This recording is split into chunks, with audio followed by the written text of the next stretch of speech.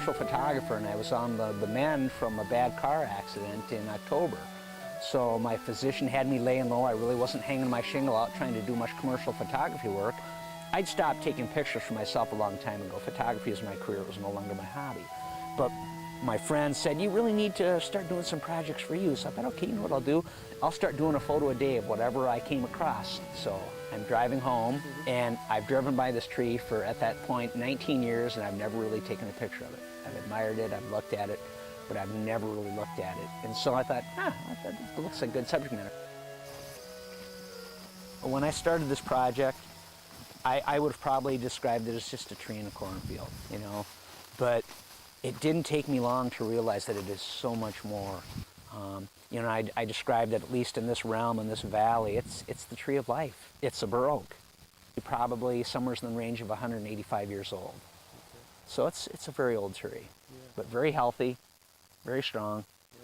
Been here a long time, and miraculous that it's still here, given its position, precarious existence on the fringe of a cornfield. It's almost like a power or a presence, you know, and unseen, unheard, but felt. Whether that tree is really conveying anything to me, I truly feel that I get something positive out of my exposure and my experience and time spent down here. One night I came down here, I preconceived an image that I really wanted to shoot, you know, that lovely indigo blue you get at dusk after the sun disappears, but you still got enough ambient light to make a nice picture.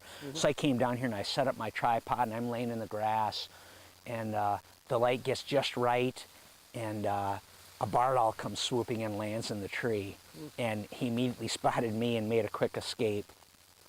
Then a nighthawk came in, just swooping through the valley, you know, eating bugs and whatever, and incredible experience. And then the fireflies came out. A firefly flies by my lens, and it was like a yellow paint splash. And I just gasped. I'm like, oh my gosh, I couldn't believe that the iPhone could capture that. So pretty soon I'm up and I'm running around the valley herding fireflies, just giggling like a little kid, you know, I mean, it's just priceless. But those sort of experiences, you know, suddenly I realized it would be a monoculture of soybeans or a monoculture of corn if it weren't for that tree's existence in this waterway. Were it not for that tree, many of these things, be it the bugs, be it the turkey, be it the fireflies, be it the barred owl, it's pretty unlikely that they would be here if it weren't for that lone tree's existence on the horizon.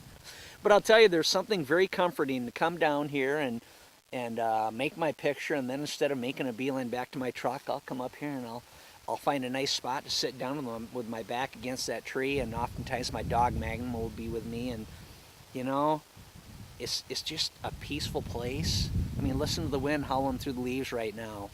What a pleasant, relaxing sound. An opportunity to reflect, to consider.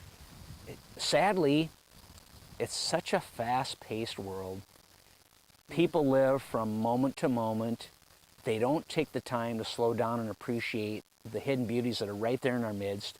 It's an opportunity for me to come down here, smell the roses, hear the wind rustling through the corn, admire the katydid on the branch of the tree, whatever it may be. But it's forced me to slow down and become more engaged and more considered about at least those moments in my day.